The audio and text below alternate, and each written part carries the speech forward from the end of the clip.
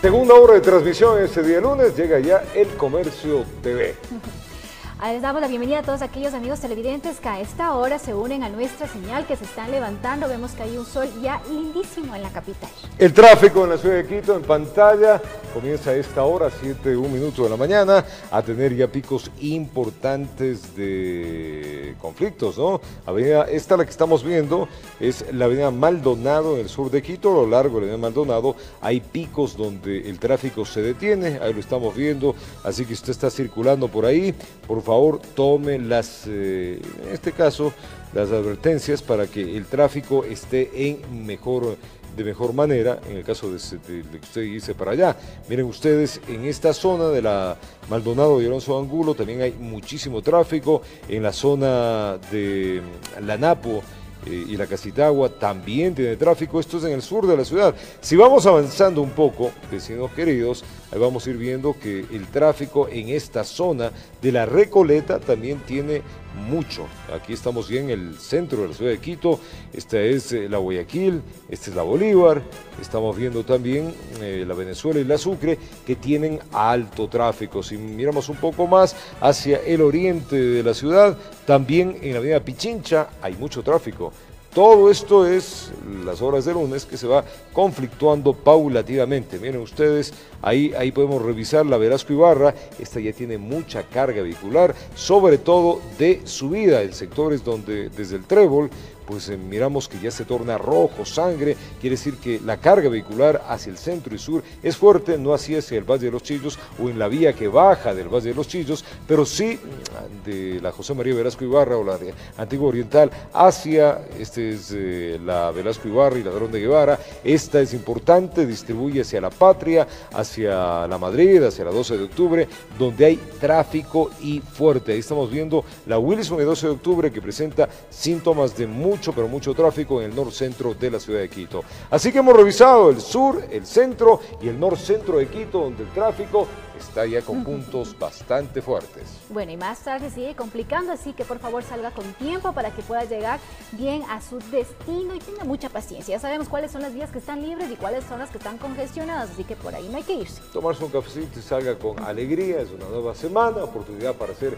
cosas positivas. A ponerle una sonrisa a todo. Bueno, les contamos que las reformas del Código de la Democracia podrían aprobarse en el mes de noviembre. Esto según la presidenta del Consejo Nacional Electoral, Diana Atama Ind, quien además manifestó que aún esperan los requisitos para dar paso a la recolección de firmas que solicitó un colectivo para que se realice una consulta popular que determine el futuro del Consejo de Participación Ciudadana.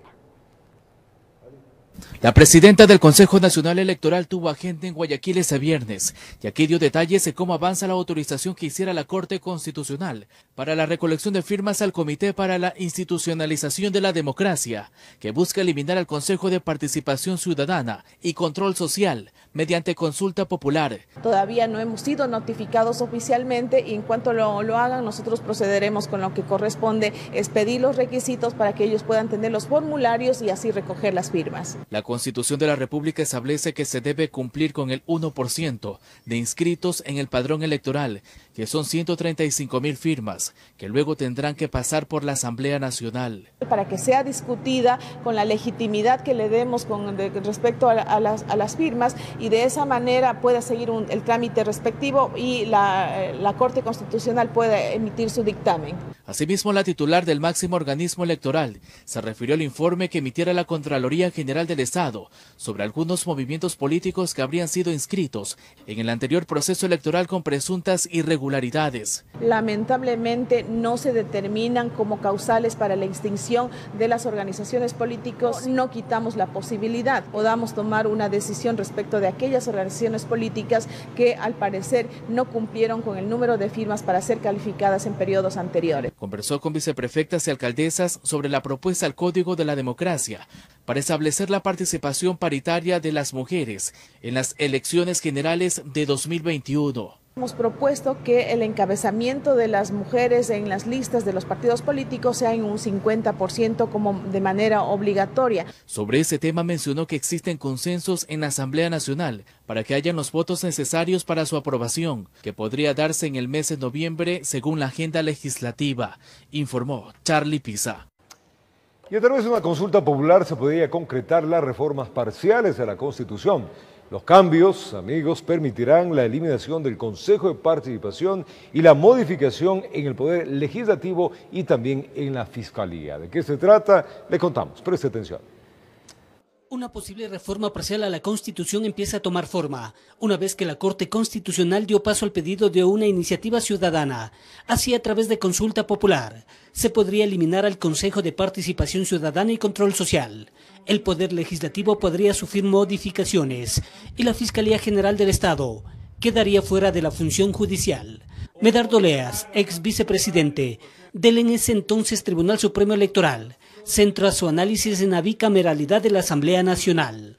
Para mejorar nuestro sistema político es necesario tener una asamblea constituida de mejor forma. Por ejemplo, una cámara solo de legisladores que se encarguen solo de hacer leyes y que a su vez haga otra cámara de Senado. El Senado se encargaría de manejar los nombramientos de las principales autoridades del Estado previo un concurso público de merecimientos y oposición. El constitucionalista Stalin Raza no comparte criterio con la Corte Constitucional en torno a requisitos que se proponía para quienes integren la segunda cámara. Uno no puede decir las mismas personas que pueden ser diputados o asambleístas de la primera cámara tienen que serlo con los mismos requisitos de la segunda cámara, porque si no, ¿para qué creamos la segunda cámara? Se entiende que la segunda cámara tiene que estar integrada por personas que tengan mayor calificación desde el punto de vista académico o profesional, precisamente para rectificar aquellos y filtrar aquellas deficiencias que provengan de la legislación producida por la primera cámara. La propuesta de dar independencia a la Fiscalía General del Estado es acertada para nuestros entrevistados. En la Fiscalía, el cambio tiene que ser total, porque se cometió un error de fondo al otorgar a la Fiscalía la facultad exclusiva para la investigación preprocesal y procesal penal. Con millones de delitos que se cometen todos los días, hay que hacer una clasificación. Entonces, para esos delitos pequeños hay que darle una nueva estructura al sistema, para que sea la policía la que se encargue de proceso investigativo y que pase a juzgamiento inmediato. Y efectivamente, si en el sistema procesal ecuatoriano, en materia penal, existen dos órganos, el uno que investiga y el otro que juzga, ambos órganos resulta inconveniente que pertenezcan a la misma función y estén regentados por el mismo órgano administrativo que es el Consejo de la Judicatura. De esta forma, los 77 artículos puestos en la mesa de las reformas constitucionales entran a discusión. Informó Héctor Romero. Luego que el gobierno nacional presentó la actualización del cuadro de medicamentos básicos, las reacciones no se hicieron esperar. Para la Federación Médica del Ecuador y organizaciones que promueven los derechos de personas con enfermedades catastróficas, esto significa un avance en el ámbito de la salud. Con buenos ojos ve la Federación Médica del Ecuador la actualización del cuadro de medicamentos básicos presentado este jueves por el gobierno. Estamos satisfechos, se ha dado un paso gigantesco al contar con medicamentos actualizados y con un mecanismo extra que permitiría acceder a otros medicamentos que no están incluidos en el cuadro. Con ello concuerda el director nacional de Jóvenes contra el Cáncer, Gustavo Dávila, pues dentro de los 64 nuevos medicamentos, 18 son para esta enfermedad. Que van a permitir paliar, solucionar diferentes patologías de cáncer. Es importante para nosotros, ¿por qué?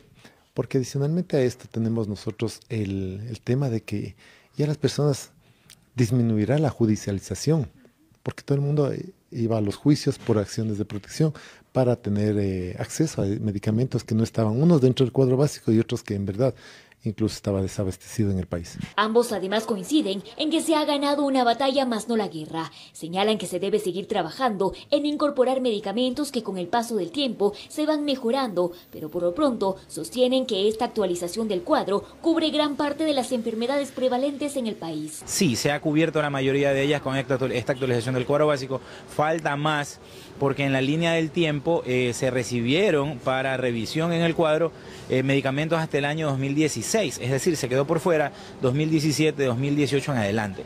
Más óptimo hubiese sido actualizar con fecha 2019, por las investigaciones, la tecnología, los nuevos medicamentos.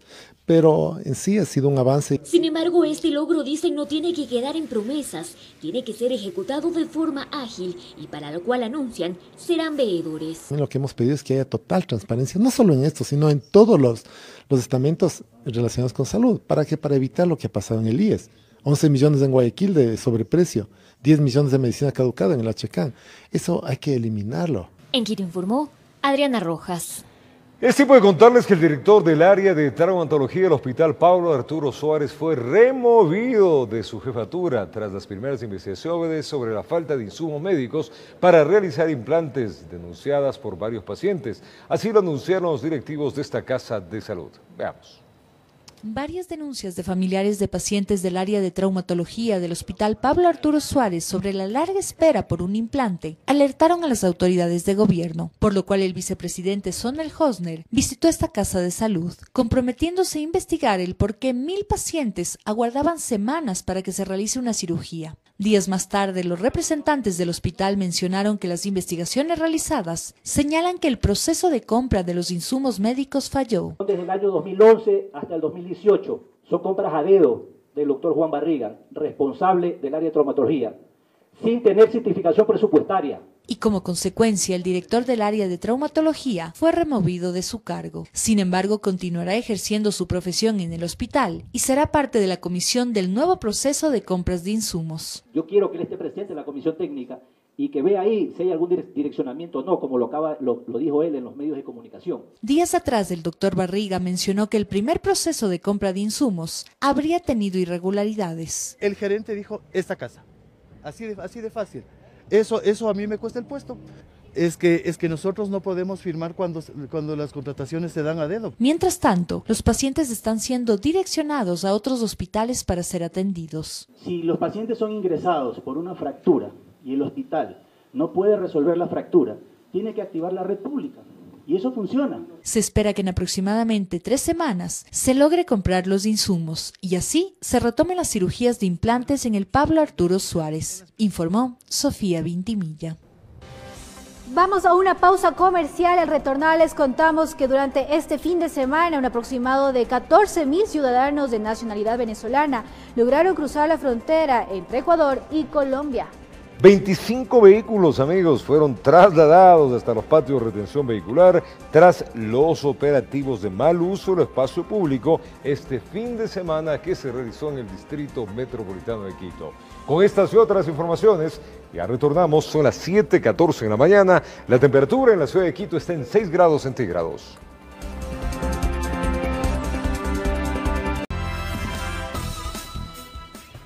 Gracias por seguir en nuestra sintonía. Les contamos que entre el sábado y domingo un aproximado de 14,000 ciudadanos de nacionalidad venezolana lograron cruzar la frontera entre Ecuador y Colombia. En su gran mayoría mantiene como país destino el país vecino de Perú. Un importante contingente de la policía de los dos países se mantuvieron atentos para garantizar la seguridad tanto de los extranjeros como de los nacionales.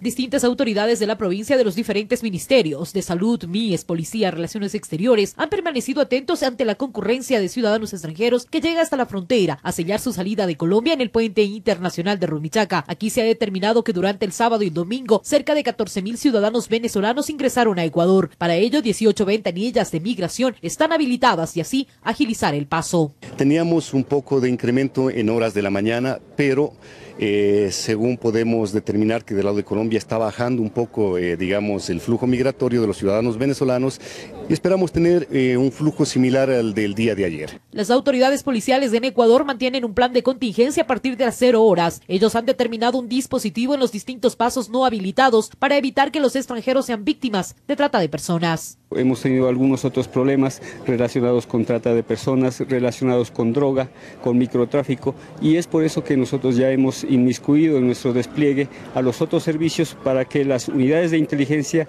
obtengan información, sea tratada y con las unidades operativas darles el tratamiento respectivo. Mientras la policía en Colombia se mantiene atenta y desde la frontera entre Venezuela y Cúcuta se está socializando la presentación de visa que exige Ecuador para que no lleguen directo hasta esta frontera. Nosotros simplemente estamos en una actividad de difusión, coordinamos con Cúcuta para informarle a los hermanos venezolanos que el que quiere ingresar a Ecuador y que requiera visa tiene que ir a Bogotá a pedirla, no llegar a Ipiales para evitar ese contratiempo que tenga que regresarse a Bogotá, y eso lo estamos haciendo en Cúcuta. Durante el fin de semana existió agilidad por parte de los funcionarios de migración de los dos países para así evitar que exista represamiento en este ducto internacional, por lo que los miles de extranjeros reciben los beneficios en el puente de Rumichaca y marchan a sus destinos. Con imágenes de José Cedeño desde Rumichaca informa Miriam Enríquez. Provecho, se está desayunando. Escuche esto. Chats desencriptados en los Estados Unidos revelarían la relación que mantuvo el hacker sueco Ola Vini con funcionarios del anterior régimen de Rafael Correa Delgado. Vini es investigado por ataque a la integridad de sistemas informáticos en nuestro país. Le contamos. Es parte de una asistencia penal que la Fiscalía General del Estado solicitó el pasado 14 de junio. En respuesta, el Departamento de Justicia de los Estados Unidos envió un archivo de comunicaciones que habría mantenido Ola Vini con amigos de Wikileaks y conocidos hackers. Así, en una conversación con Felicity Rubia, activista pro Assange, del 5 de marzo del 2014, Vini le comenta: estamos teniendo más y más confianza con el gobierno local. Excelente, excelente. Ambos, el CNCID y la Cancillería. Yo te culpo a ti. Y por supuesto no hace daño que seamos amigos con JA. Sí. Sí, pero pienso que hemos construido buenas relaciones, además de eso también. Tú tendrás que venir y conversar con ellos en algún punto. Y él probablemente necesite amigos luego de comentarios despectivos del anterior embajador. En otra conversación del 18 de noviembre del 2014 hablan de Iván Oroza Paleo, español que fue asesor de Ricardo Patiño en la Cancillería. Me preocupa Iván A. Él está mucho mejor. Nos pusimos al día. Él ha podido delegar el caso Chevron completamente. Así que él tiene ahora más tiempo para ser estratégico. El único problema es que el ministro lo ama y él está haciendo un trabajo fantástico para él. Se está convirtiendo en el asesor más confiable del ministro aparentemente. El hacker sueco, cumpliendo con la disposición legal, se presentó este viernes en la Fiscalía. Su abogado se refirió a la desencriptación de los chats. Y dice el Departamento de Justicia es que supuestamente han tenido acceso, no sabemos con qué orden judicial, a conversaciones del señor Ola Vini a través de una plataforma digital que prevé el tema de encriptación para las conversaciones de fechas anteriores al supuestamente cometimiento del delito. Acordémonos que empezamos que era 2019, después fue 2015 con la CNT, ahora supuestamente es 2013. No tiene absolutamente nada de sentido, no hay un hilo conductual que nos permita establecer eso. En otra conversación de Vini con Glenn Greenwald del 26 de noviembre del 2013, hacen referencia al Código Penal. Logramos suprimir un artículo malicioso de un nuevo Código Orgánico Penal que hubiese hecho las cosas realmente mal aquí. Sí, realmente lo es, y estamos logrando la buena consideración de los políticos locales. De hecho, si tienes contenido sobre Ecuador, sería fantástico sacarlo lo más pronto que tarde. Más adelante Vini sostiene: hay una ola de indignación en estos momentos y el gobierno está tratando de implementar planes para hacer algo al respecto y nos han pedido que los ayudemos. No podemos decir si son o no son verídicas porque efectivamente no conocemos su origen ni el por qué han sido desencriptadas de conversaciones anteriores que no constan supuestamente en los aparatos. Por eso necesitamos los aparatos, una copia de los aparatos para saber si son o no son ciertas. Informó Héctor Romero. Y en su asamblea anual, la Confederación de Nacionalidades Indígenas del Ecuador anunció su ruptura política de diálogo con el gobierno.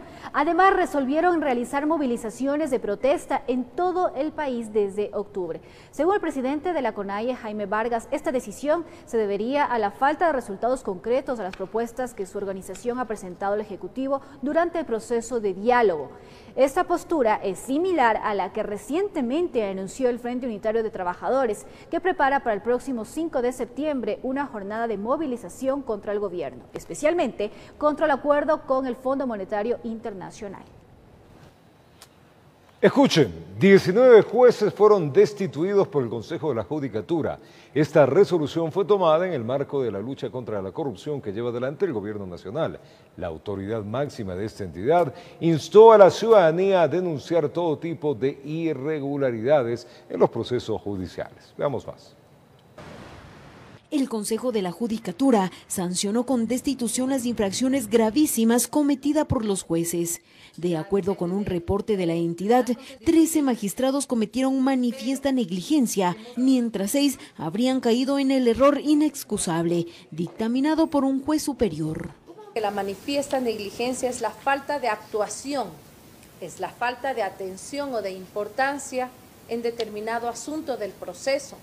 El error inexcusable es el error grande, el error que no se puede perdonar ni se puede excusar. En ese sentido, el juzgador tiene que actuar en virtud de dos cosas: los méritos del proceso y las normas existentes. Los 19 jueces destituidos fueron resueltos por el Pleno de la Judicatura entre el 29 de enero y el 20 de agosto del 2019, en el marco denominado Lucha contra la Corrupción. No obstante, también tenemos 22 jueces suspendidos y otra sanción que atañe al Consejo de la Judicatura es la multa, y tenemos 6 jueces multados. Estos corresponden a 6 provincias del país, 5 son de Los Ríos y 4 de Pichincha, 3 manavitas, 3 de Guayas, 2 esmeraldeños, 1 de Bolívar y otro de Tungurahua. Mayor incidencia en la provincia de Los Ríos por una razón específicamente, porque a una misma jueza de la provincia de Los Ríos se le destituyó en 4 ocasiones por 4 procesos sumarios administrativos diferentes. La destitución de los magistrados sería parte de las 312 resoluciones disciplinarias que habría emitido el Pleno del Consejo de la Judicatura. Las destituciones no fueron solamente para los jueces. Que en menos de 7 meses de accionar, nosotros hemos logrado 328 decisiones disciplinarias que han involucrado a casi 500 servidores de la función judicial. De esta manera, el Consejo de la Judicatura busca fortalecer la investigación y sanción para quienes con sus actuaciones impidan la administración efectiva de la justicia y vulneren los derechos de los ciudadanos. Informó Patricia Aldaz. Queremos invitarles, amigos queridos, en breves minutos acá en nuestro segmento del invitado. Miguel Rivadeneira va a entrevistar a Fernando Zacoto, él es consultor del sistema de salud, con quien van a analizar los problemas de la salud pública y también, importante esto, el nuevo cuadro de medicamentos. Así que en minutos acá les invitamos a esta interesante charla que tendrá Miguel Rivadeneira. Por lo pronto, una breve pausa y ya retornamos con más.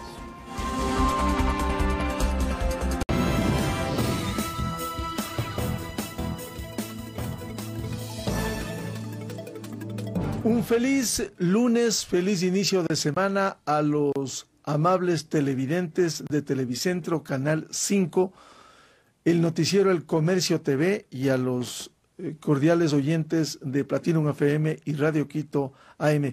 Vamos a hablar en este espacio este lunes de un tema vital, fundamental, como es la salud pública en el Ecuador, con un ingrediente especial. La semana anterior el Ejecutivo anunció el incremento de 64 fármacos del cuadro nacional básico de medicamentos, que llega a 454.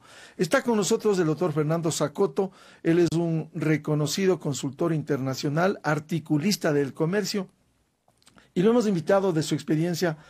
¿Cuánto se gana con este incremento de los 64 fármacos? ¿Se arregla el problema o es que seguimos con lo mismo? ¿Dónde está la prevención para no llegar a esto? Miguel, muchas gracias por la invitación y me parece muy acertada la apertura en términos de que sea una visión de salud pública la que determine la discusión respecto del cuadro básico de medicamentos. En realidad lo que se ha incrementado son 56 nuevos medicamentos a los 398 existentes en la 9ª revisión, por tanto tenemos ahora mismo 454 medicamentos. Yo diría que, tal vez antes de precisar algunas cosas, yo me parece que es importante destacar que el cuadro básico de medicamentos significó la expresión de al menos 4 intereses, ¿no es cierto? Hay distintos grupos de interés. El primero, sin duda alguna, los pacientes que ejercen su legítimo derecho, como dice la Constitución, a recibir atención, además gratuita. En los últimos tiempos, pero ahora últimamente ha habido la presión también ciudadana respecto de estos grupos, por ejemplo, personas con cáncer que demandan su atención, anteriormente personas que en VIH-Sida, anteriormente grupos de mujeres, por ejemplo, para anticoncepción de emergencia, es decir, se da un movimiento respecto a los pacientes. El segundo son los médicos, sin duda, que evidentemente son los quienes prescriben los medicamentos. El tercero es la industria farmacéutica. La industria farmacéutica también no es homogénea. Hay intereses que son de grupos, corporaciones grandes, transnacionales y mundiales, y otro que es la industria farmacéutica nacional. ¿Cuáles son esos 64 nuevos medicamentos que anunciara el Ejecutivo que incrementaba? En esos 64 medicamentos están, por ejemplo, medicación contra enfermedad pulmonar obstructiva crónica, es decir, enfisema, procesos crónicos que son prácticamente ya irrecuperables. Están problemas de cáncer. También hay algunos, por ejemplo, para antibióticos, son producto del mal uso del antibiótico, que hay resistencia a antibióticos. Hay para enfermedades autoinmunes que se denominan. Es decir, son enfermedades en general de baja frecuencia y alto costo. Estos son los que, en definitiva, se incrementan de modo importante y que también tienen un reflejo presupuestario importante. ¿Por qué ha demorado tanto, más de 5 años, para actualizar el cuadro básico? Yo sospecho que por razones económicas. Históricamente, el cuadro básico comenzó a formularse en el año 1986. El Consejo Nacional de Salud se crea en 1980. Desde el año 2002 hasta el 2010 se hizo regularmente cada 2 años, como se sugiere, y hay consensos internacionales. Desde el año 2010 hasta el 2019, digamos alrededor de menos de 20 años, debían haber 5 revisiones y solamente hubieron 2. Una en el 2014 y otra en el 2019. Ha demorado, pienso yo, que por razones y por cálculos económicos. Ahora, hay necesidades de estos medicamentos. Sin embargo, no se arregla el problema en el que debiera empeñarse el Ecuador para no ir a la compra de esos medicamentos, fortalecer la prevención. ¿Qué está pasando con eso? Claro, un poco yo decía que el cuarto actor importante es el Ministerio y las instituciones de salud, tanto como grandes compradores o como compradores y también como reguladores. En definitiva, el problema sustantivo es de que la Constitución indica prácticamente todo para todos gratuitamente.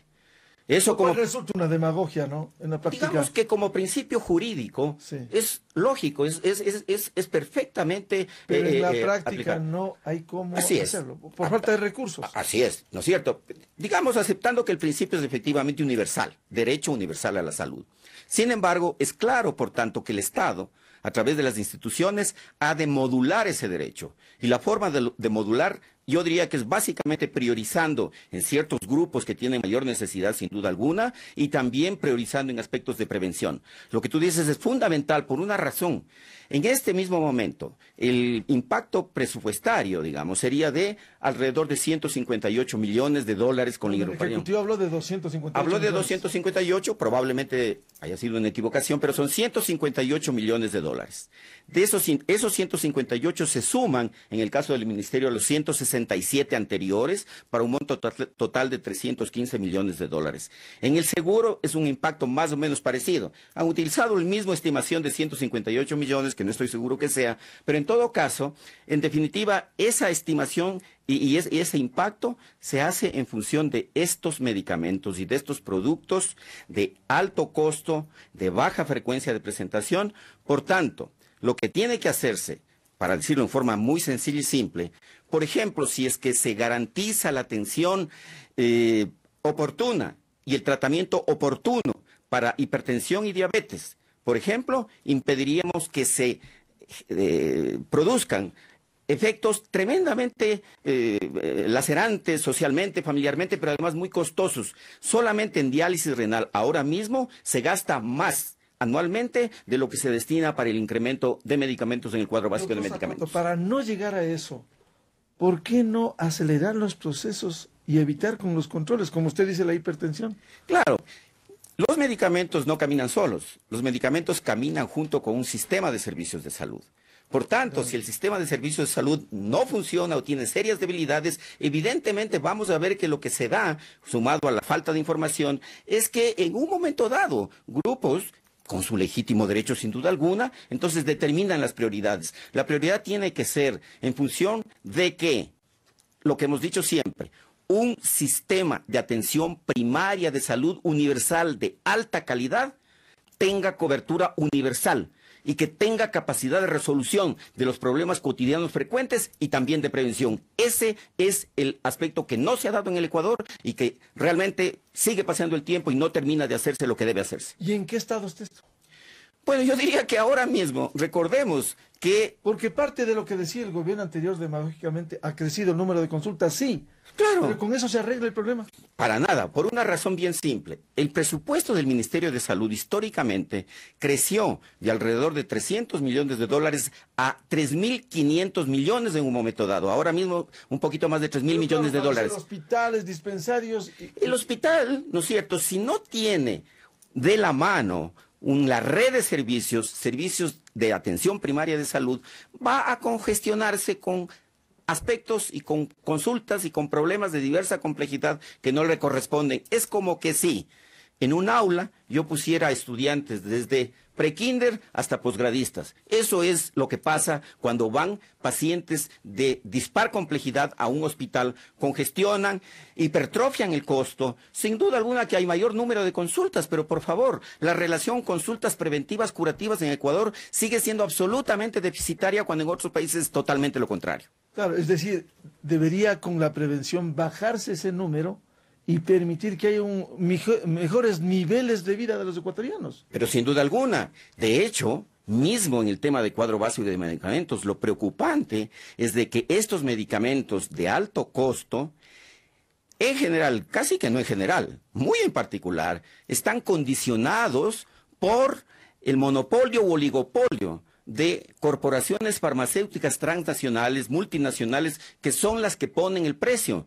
Y prácticamente, por ejemplo, al ser oligopólicas o monopólicas, ponen un precio referencial que es el suyo. Y como no hay otro, los estados se ven obligados a comprar a precios realmente exorbitantes. Es decir, los ganadores no solo son los que venían clamorosamente demandando su medicamento frente a una enfermedad catastrófica, sino los grandes laboratorios que van a vender más con más recursos. Pero por supuesto, es decir, claro, hay que reconocer también que ha avanzado el nivel científico y estos laboratorios sin duda han avanzado, sobre todo en estos aspectos de medicina genómica, de medicina personalizada que se llama. Pero altos costos. Altísimos costos. Ahora, ¿qué es eficaz? Claro que es eficaz. Para ponerlo en términos sencillos, anteriormente ingresaba un producto externo al organismo, un quimioterápico, por ejemplo, y era como una bomba que atacaba las células buenas y malas, para decirlo.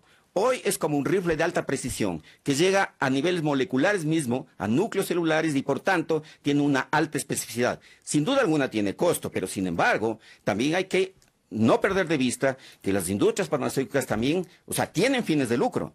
Por tanto, también viene el rol del Estado y probablemente de la unión de Estados que permita tener una negociación a efectos de que pueda haber una consideración, a efectos de que podamos conseguir en definitiva precios más convenientes. Doctor Sacoto, ¿están todos los medicamentos que se han venido demandando en el incremento en el cuadro nacional básico de medicamentos? Es que yo diría, si es que estuvieran todos... de nunca terminar. Claro, si es que estuvieran todos, es decir, nunca terminaríamos. De hecho, efectivamente, hay medicamentos. Otra cosa importante, Miguel, en estos medicamentos, 56 nuevos medicamentos, solamente el 30% están en la lista de medicamentos esenciales de la Organización Mundial de la Salud. Por tanto, también... ¿El resto? El resto no están. Es decir, la Organización Mundial de la Salud... No, la Organización Mundial de la Salud no los incluye como de medicamentos esenciales, ¿no es cierto? Sin embargo, aquí se los ha incluido. Ahora, tú me preguntas, ¿cuántos más? Bueno, sería interminable la lista. Y nuevamente, insisto, que el costo es sustantivamente alto y por tanto tiene que haber medidas de política pública. Una, respecto de verle en conjunto con la salud pública, ver los aspectos de prevención en cáncer mismo. Ha de haber una política seria, sostenida, intensa sobre prevención. Está demostrado que la mala alimentación, que deficiente situación alimentaria incide sobre una gran mayoría de cánceres, por ejemplo. Eso implica que el momento en que se hiciese, por ejemplo... ¿Y por qué no se ataca eso? Porque no hay la cultura de prevención, porque políticamente hablando, y eso sí, Correa tuvo razón en el sentido político demagógico, si se quiere, porque a la gente le apantalla ver un gran mega hospital, y de hecho su política era de mega hospitales. Pero con eso no se arregla el problema. No se arregla para nada, Más pacientes para curar y no más prevención para evitar. Claro, es decir, esto es este uso político, digamos, el uso electoralista que se da. El país tiene que avanzar a políticas serias, a políticas de Estado, de salud pública, en las cuales la prevención de la enfermedad y la promoción de la salud sea pilar sustantivo y fundamental. Yo creo que ese es un tema que nos atañe a toda la sociedad y que deberíamos, por tanto, demandar que no estemos con cada gobierno inaugurando nuevas políticas. Mira que en todo el gobierno anterior, no hemos tenido un plan nacional de salud, por favor. Y sin un plan nacional de salud, ¿cómo se puede avanzar? ¿Cómo se puede avanzar? Únicamente tapando, poniendo parches, hoy 64 nuevos medicamentos al cuadro nacional básico. Y en 2 o 5 años de nuevo. Ajá, y con el criterio que estamos diciendo. Por tanto, yo diría que tal vez es importante las perspectivas, ¿no es cierto? Ya hemos dicho el asunto de prevención, pero también hay una serie de elementos, por ejemplo, compras conjuntas.